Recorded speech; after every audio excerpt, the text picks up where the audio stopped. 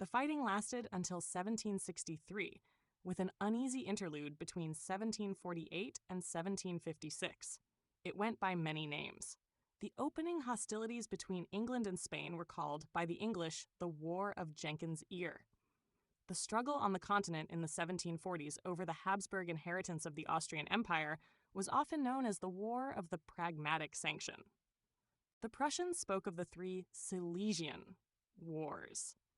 British colonials in America called the fighting of the 1740s King George's War, or used the term French and Indian Wars for the whole sporadic conflict.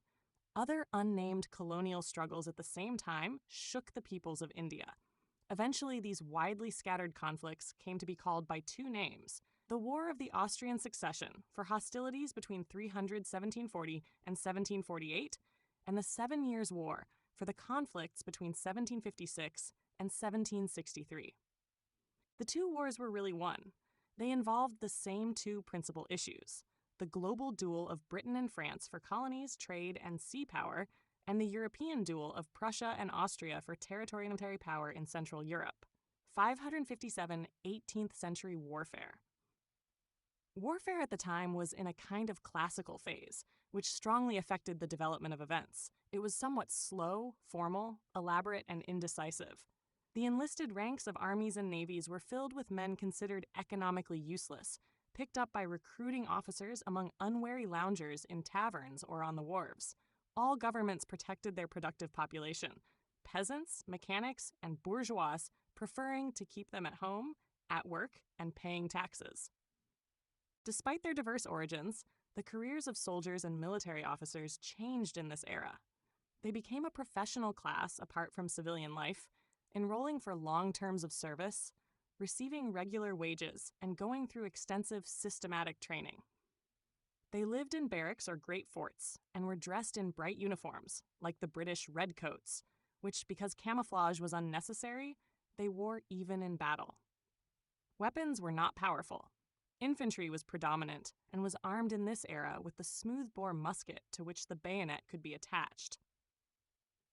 In war, the troops depended on great supply depots built up beforehand, which were practically immovable with the transportation available, so that armies, at least in Central and Western Europe, rarely operated more than a few days' march from their bases. Soldiers fought methodically for pay.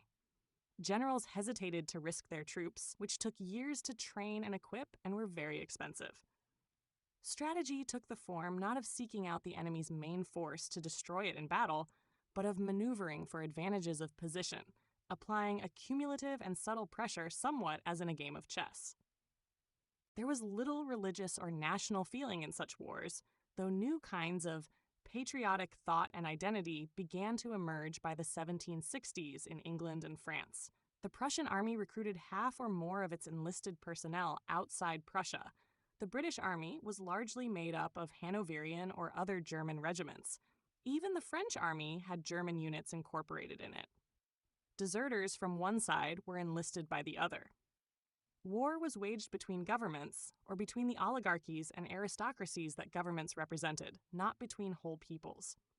It was fought for power, prestige, or calculated practical interests, not for ideologies, moral principles, world conquest, national survival, or ways of life. Popular nationalism had developed farthest in England, where Rule Britannia and God Save the King, both expressing a low opinion of foreigners, became popular songs during these mid-18th century wars. Little national feeling. 558 civilians were little affected, except in India or the American wilderness, where the methods of European military organization did not prevail.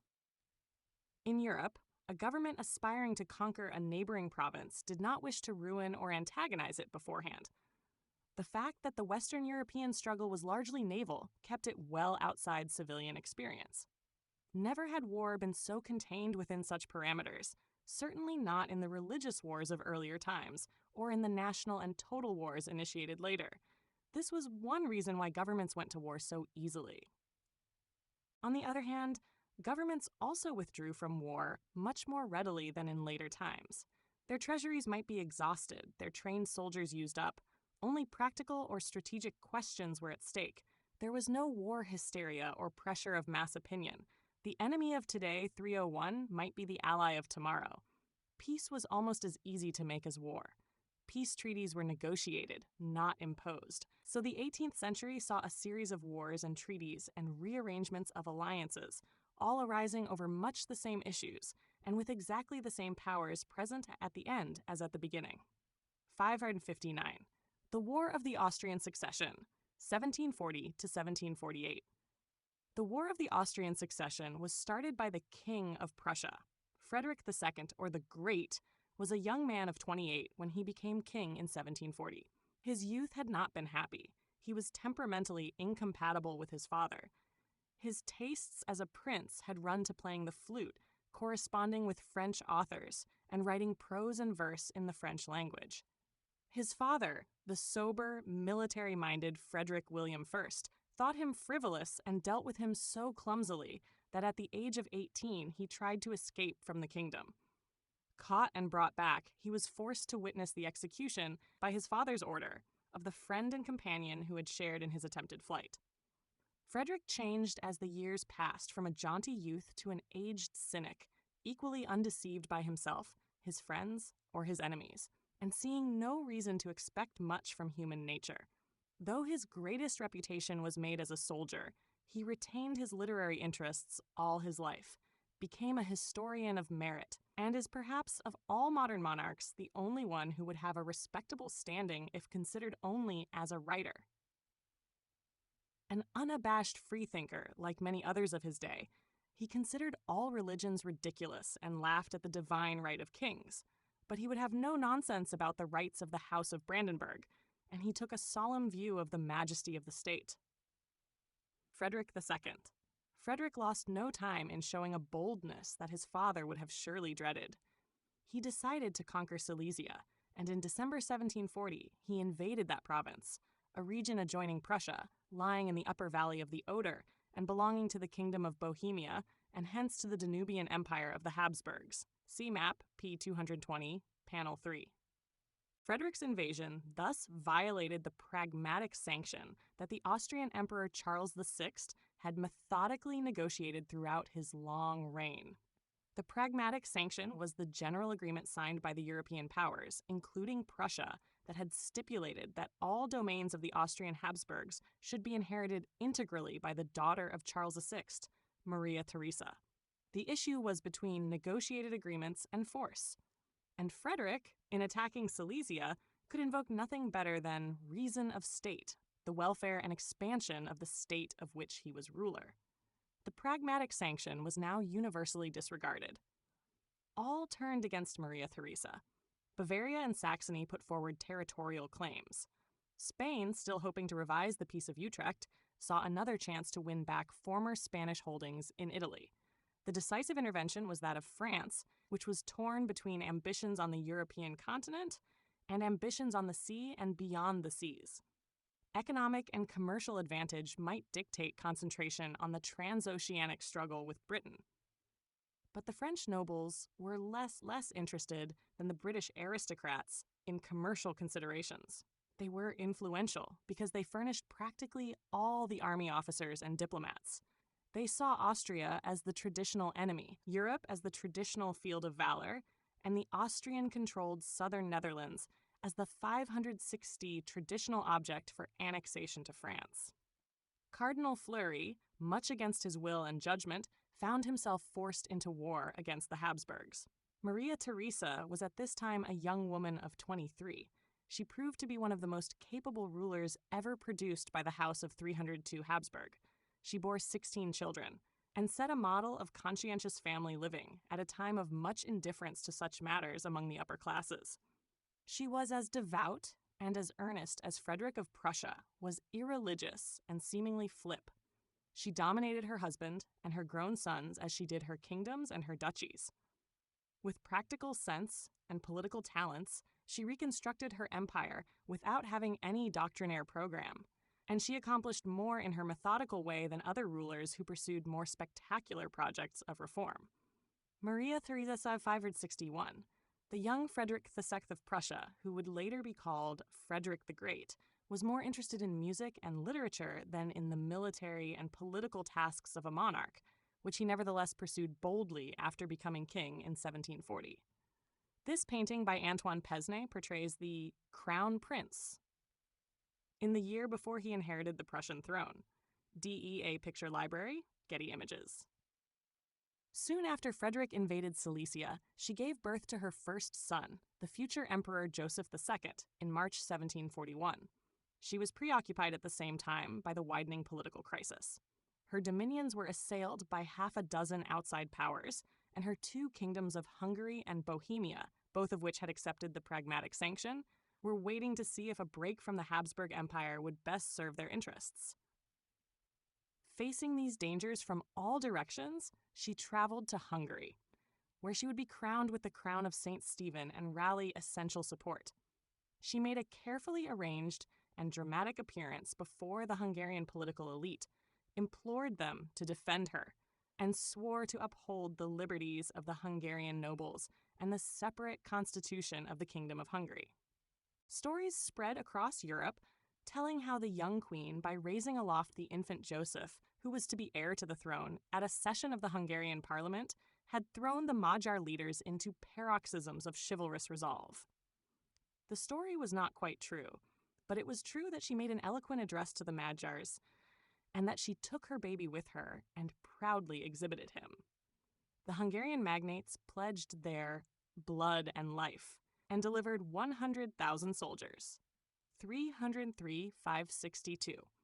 The war, as it worked out in Europe, was reminiscent of the struggles in the time of Louis XIV, or even of the 30 Years' War, now a century in the past. It was, again, a kind of civil struggle within the Holy Roman Empire, in which a league of German princes banded together against the monarchy of Vienna. This time, the anti-Habsburg forces included the new Kingdom of Prussia. It was, again, a collision of Bourbons and Habsburgs, in which the French pursued their old policy of maintaining division in Germany by supporting the German princes against the Habsburgs. The enduring aim of French policy was to keep the Germans divided into smaller, fragmented states, and to prevent the expansion of Habsburg power in the extremely weak Holy Roman Empire. This time, France had Spain on its side. Maria Theresa was supported only by Britain and Holland, which subsidized her financially but had inadequate land forces. The Franco-German-Spanish combination was highly successful. In 1742, Maria Theresa, hard-pressed, accepted the proposals of Frederick for a separate peace. She temporarily granted him Silesia, and he temporarily slipped out of the war that he had been the first to enter. In 1745, the French won the Battle of Fontenoy in the Austrian Netherlands, the greatest battle of the war. France and its allies seemed to be winning the land war in Europe. Alliances in War of Austrian Succession, 563. But the situation overseas offset the military situation in Europe. It was America that tilted the balance. The French fortress of Louisbourg on Cape Breton Island was captured by an expedition of New Englanders in conjunction with the British Navy. British warships drove French and Spanish shipping from the seas. The French West Indies were blockaded. The French government, in danger of losing the wealth and taxes drawn from the sugar and slave trades, announced its willingness to negotiate. Peace was made at Aix-la-Chapelle in 1748. It was based on an Anglo-French agreement in which Maria Theresa was obliged to concur. Britain and France arranged their differences by a return to the pre-war status quo. The British returned Louisbourg to French control, despite the protests of the Americans, and relaxed their stranglehold on the Caribbean. The French returned to British control the Indian coastal city Madras, now Chennai, which they had captured, and gave up their recent gains in the Austrian Netherlands, now Belgium. The Atlantic powers recognized Frederick's annexation of Silesia, and the southern Netherlands were returned to Maria Theresa at the insistence of Britain and the Dutch. She and her ministers were very dissatisfied. They would infinitely have preferred to lose their territory in the southern Netherlands and keep Silesia. They were required, in the interest of a European or even intercontinental balance of power, to give up Silesia and to hold the Austrian Netherlands for the benefit of the Dutch, who wanted a territorial buffer against the French. Peace of Aix-la-Chapelle. The war had been more decisive than the few readjustments of the map seemed to show. It proved the weakness of the French position, straddled as it was between Europe and the overseas world. Maintaining a huge army for use in Europe, the French could not, like Britain, concentrate upon the sea. On the other hand, because they were vulnerable on the sea, they could not hold their gains in Europe or expand into the southern Netherlands. The Austrians, though bitter, had reason for satisfaction. The war had been waged as a campaign to partition the Habsburg Empire. The Habsburg Empire still stood. Hungary had thrown in its lot with Vienna, a fact of much subsequent importance. Bohemia, which was almost lost, remained under Austrian control. In 1745, Maria Theresa got her husband elected Holy Roman Emperor as Francis I, a position for which, as a woman, she could not qualify. But the loss of Silesia was momentous. Silesia was as populous as the Dutch Republic, heavily German, and industrially the most advanced region east of the Elbe. Prussia's control of this valuable territory doubled its German 304,564 population and more than doubled its resources. Prussia with Silesia was unquestionably a great power. Because Austria was still a great power, there were henceforth two great powers in the vague world known as Germany, a situation that came to be known as the German dualism. But the transfer of Silesia made the Habsburg Empire less German, more Slavic and Hungarian, more Danubian and international. Silesia was the keystone of Germany. Frederick was determined to hold it. Maria Theresa was determined to win it back. A new war was therefore foreseeable in Central Europe. As for Britain and France, the Peace of Aix-la-Chapelle was clearly only a truce. Maria Theresa and Her Family by Martin van Muytens, Austrian, 1695 to 1770. Maria Theresa had an imposing public image in her dual roles as queen in the Austrian House of Habsburg and mother in a large household of 16 children. This portrait of the queen with her husband and many of her children shows her devotion to family life, as well as the power she exercised in governing her empire. Dier Mayer, Getty Images. 305 alliance between Austria and France, between the Habsburgs and the Bourbons. He encouraged the long-standing French aspirations for the Austrian Netherlands in return for French support in the destruction of Prussia. The overtures between Austria and France obliged Britain, Austria's former ally, to reconsider its position in Europe. The British had 565. The next years passed in a busy diplomacy, leading to what is known as the reversal of alliances and the diplomatic revolution of 1756. The Austrians set themselves to checking the growth of Prussia. Maria Theresa's foreign minister, Count Kaunitz, perhaps the most artful diplomat of the century, concluded that the rise of Prussia had revolutionized the balance of power. Kaunitz, dramatically reversing traditional policy, proposed in Hanover to protect and were favorably impressed by the Prussian army. An alliance of Great Britain and Prussia was concluded in January 1756. Meanwhile, Kaunitz consummated his alliance with France. One consequence was to marry the future Louis XVI to one of Maria Theresa's daughters, Marie Antoinette, the Austrian woman of French revolutionary fame. The Austrian alliance was never popular in France. Some French thought that the ruin of Prussia would only enhance the Austrian control of Germany and so undo the fundamental Westphalia system. The French progressive thinkers, known as philosophers, believed Austria to be priest-ridden and backward, and were for ideological reasons admirers of the free-thinking Frederick II. Dissatisfaction with its foreign policy was one reason for the growth of internal opposition to the Bourbon government. The diplomatic revolution of 1756, 566, a new global conflict that later came to be called the 7 Years' War, broke out in 1756. Although it was a continuation of the preceding war, in that Prussia fought Austria and Britain fought France, the belligerents had all changed partners. Great Britain and Prussia were now allies, as were, more remarkably, the Bourbons and the Habsburgs. In addition, Austria had concluded a treaty with the Russian Empire for the annihilation of Prussia. The 7 Years' War, 1756 to 1763, in Europe and America. The 7 Years' War began in America, but let us turn first to Europe, where the war was another in a series of wars of territorial partition. A League of Powers had recently attempted to partition the Habsburg Empire of Maria Theresa, and an earlier league had in fact partitioned the empires of Sweden and Spain. Now, Austria, Russia, and France set out to partition the newly created Kingdom of Prussia. Their aim was to relegate the Hohenzollerns to the territory of Brandenburg. Even with Silesia, Prussia had less than 6,000 people. Each of its three principal enemies had 20,000 or more. But war was less an affair of peoples than of states and standing armies, and the Prussian state and Prussian army were the most efficient in Europe.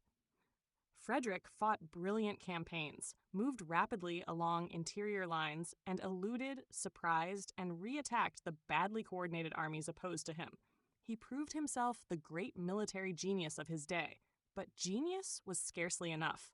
Against three such powers, reinforced by Sweden and the German states, and with no ally except Great Britain and Hanover, whose aid was almost entirely financial, the Kingdom of Prussia, by any reasonable estimate, had no chance of survival.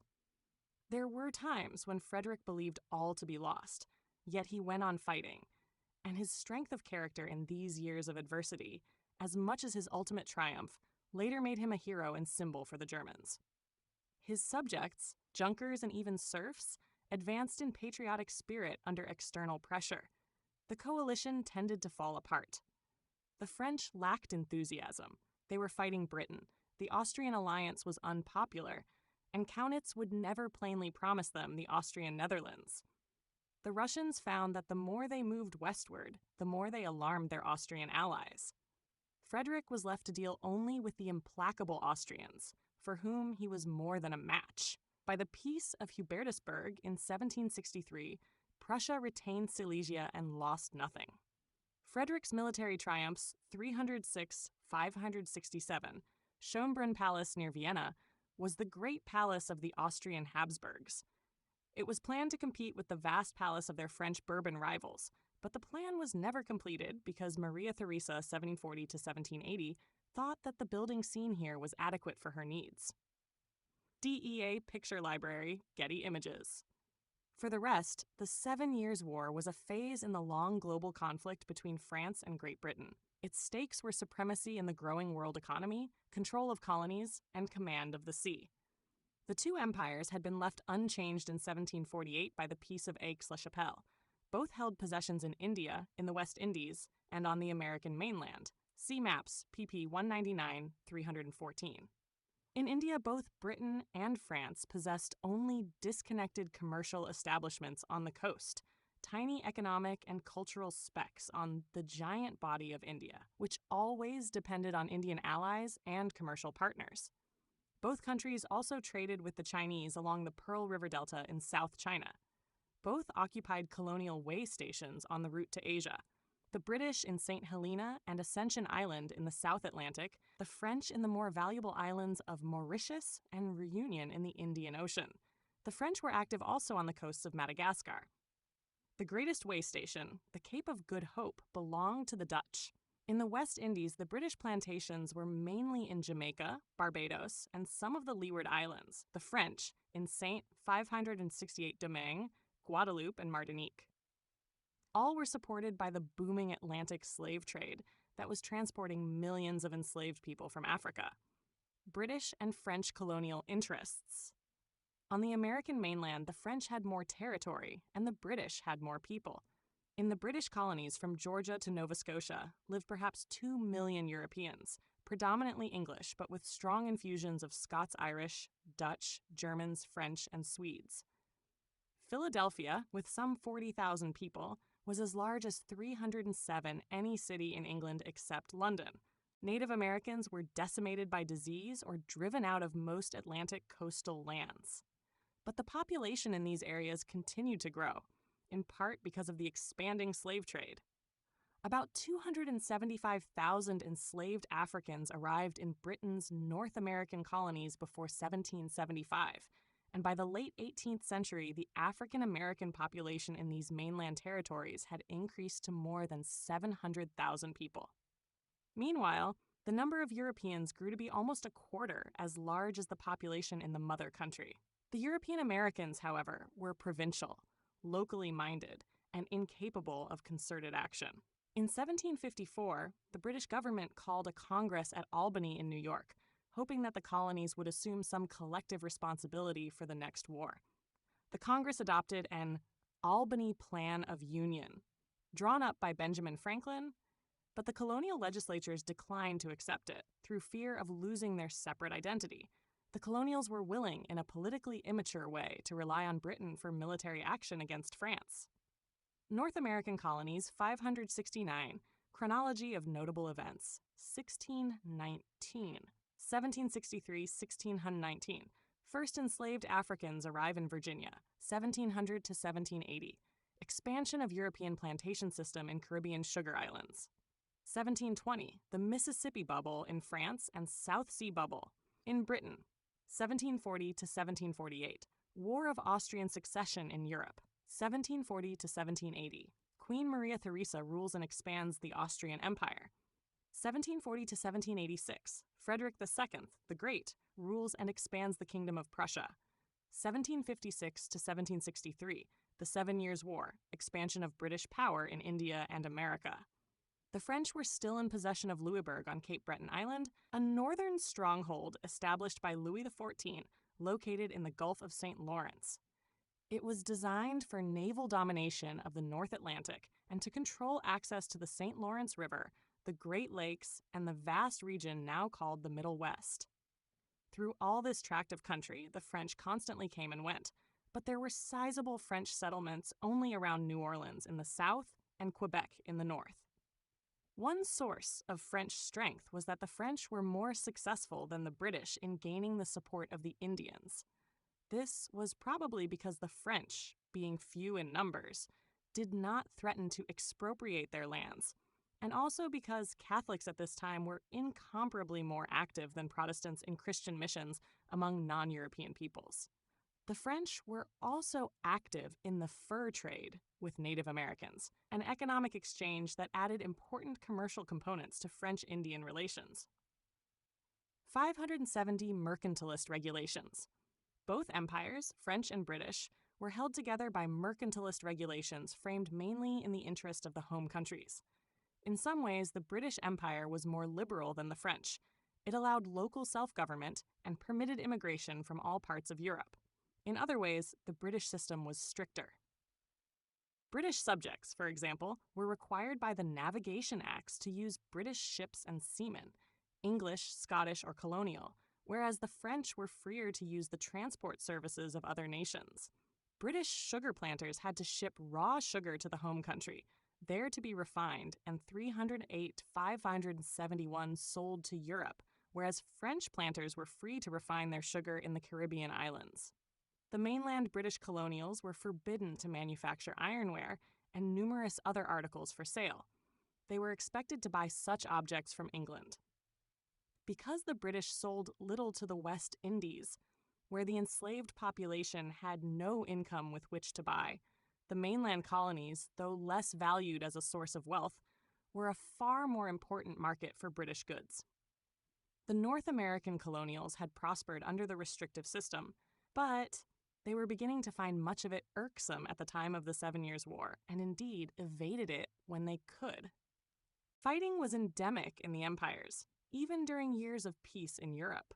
Nova Scotia was a trouble spot. French in population, it had been annexed by Britain at the Peace of Utrecht. Its proximity to Louisbourg made it a scene of perpetual agitation. The British government in 1755, foreseeing another war with France, forced about 7,000 mostly French-speaking inhabitants to leave Acadia, originally a French colony and part of Nova Scotia. Although they were dispersed throughout Britain's North American colonies, some of these displaced people eventually migrated to Louisiana and preserved a distinctive identity in the French Cajun culture that developed there. But the great disputed area was the Alleghenies.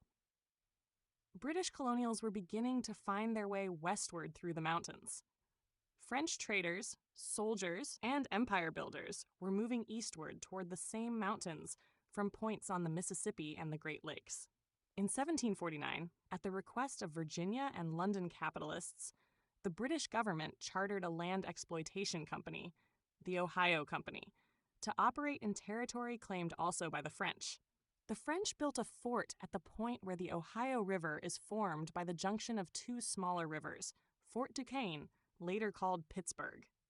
A force of colonials and British regular troops, commanded by General Braddock and colonial officers such as the young George Washington, started through the wilderness to dislodge the French.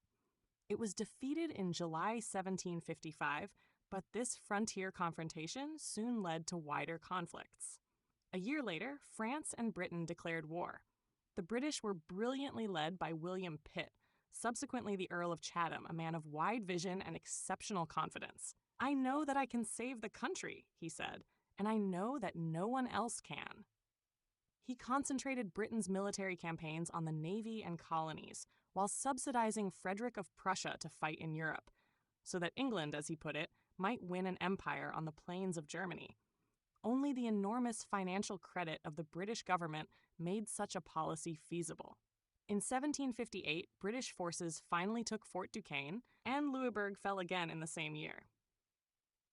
Gaining entry to the St. Lawrence, the British moved upstream to Quebec, and in 1759, a force under General Wolfe, stealthily scaling the heights, appeared by surprise on the Plains of Abraham, outside the fortress, forcing the garrison to accept a battle, which the British won. With the fall of Quebec, no further French resistance was possible on the American mainland. The British also, with superior naval power, occupied Guadeloupe and Martinique in the Caribbean, and French slave trading outposts in Africa. 572. The 7 Years' War, 1756 to 1763, in India. Both British and French interests, meanwhile, profited from disturbed conditions in India. As large as Europe without Russia, India was a congested country of impoverished masses, speaking hundreds of languages and following many religions and sub-religions, the two greatest being the Hindu and the Muslim. Waves of invasion through the northwest frontier since 1001 CE had produced a Muslim empire whose capital was at Delhi and which for a time held jurisdiction over most of the country. These Muslim emperors were 309 known as Great Moguls. The greatest was Akbar, who ruled from 1556 to 1605, built roads, reformed the taxes, patronized the arts, and attempted to minimize religious differences among his peoples. The Muslim artistic culture flourished for a time after Akbar. One of his successors, Shah Jahan, 1628 to 1658, built the beautiful Taj Mahal near Agra, and at Delhi, built the delicately carved alabaster palace of the Mughals, in which he placed the peacock throne, made of solid gold and studded with gems. But meanwhile, there was restless opposition among the Hindus. The Sikhs, who had originated in the 15th century as a reform movement in Hinduism, went to war with the Mughal emperor in the 17th century. They became one of the most ferociously warlike of Indian peoples. Hindu princes in central India, meanwhile, formed a Maratha confederacy against the Muslim emperor at Delhi. Matters were made worse when Aurangzeb, the last significant Mughal emperor, 1658 to 1707, adopted repressive measures against the Hindus. After Aurangzeb, India fell into a political dissolution that made the country vulnerable to both internal rebellions and new interventions from the increasingly assertive Europeans. Many of the modern princely states originated or became autonomous at this time. Hindu princes rebelled against the Mughal. Muslims, beginning as governors or commanders under the Mughal, set up as rulers in their own right. Thus originated Hyderabad, which included the fabulous diamond mines of Golconda, and whose ruler long was called the wealthiest man in the world. Princes and would-be princes fought with each other and with the emperor. Religious and political upheaval in India. The situation in India resembled, on a larger and more multicultural scale, what had happened in early modern Europe in the Holy Roman Empire, where irreconcilable religious differences of Catholics and 573 Protestants had also torn the country asunder. Ambitious princes and city-states had won a chaotic independence, and foreign armies appeared repeatedly as invaders. India, like Central Europe, suffered chronically from war, intrigue, and rival pretensions to territory. And in India, as in the Holy Roman Empire, outsiders and ambitious insiders benefited together. The instability and violence in the interior had significant repercussions on the Indian coasts. Here, handfuls of Europeans were established in the coastal cities. By the troubles in the interior, The Indian authorities along the coasts were reduced, so to speak, to a size and power with which the Europeans could deal. The Europeans, British and French, were agents of their respective East India companies. These companies built forts, maintained soldiers, coined money, and entered into treaties with surrounding Indian powers, under charter of their home governments, and with no one to deny them the exercise of such sovereign rights or political autonomy. Agents of the companies, like Indians themselves, ignored or respected the Mughal emperor as suited their own purpose. They were at first only one of the many contending forces in the flux and reflux of Indian affairs. Their presence in India showed the international reach of European companies, the worldwide competition between British and French interests, and the growing importance of India in the global economic system.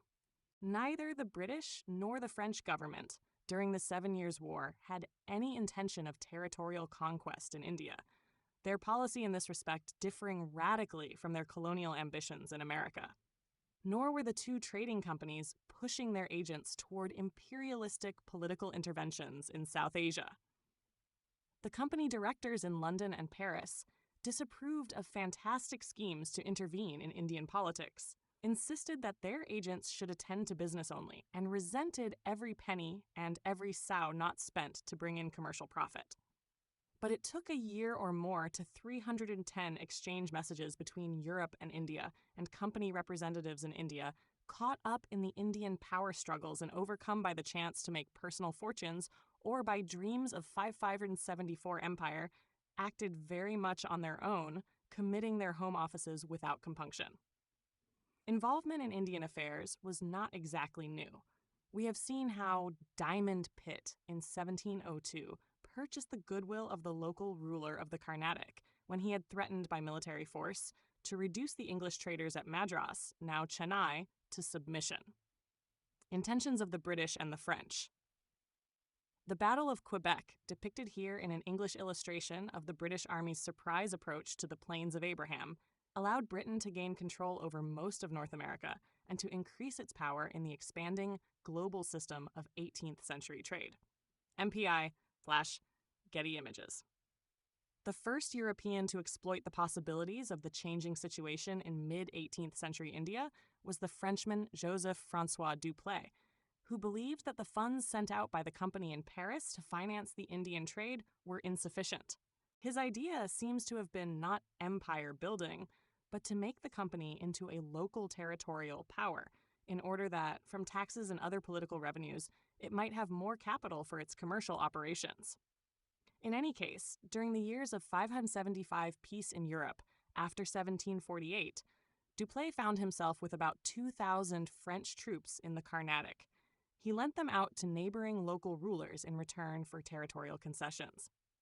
He also began to drill Indian soldiers by European methods, thereby creating the first regiments of sepoys, Indian troops who served in the military forces of the European companies. Following a program of backing claimants to various Indian thrones, he built up a clientele, 311,576 of local rulers who now had specific obligations to Dupleix himself. He was very successful, for a small number of well-armed European troops or sepoys could overcome much larger, poorly armed Indian forces in pitched battle.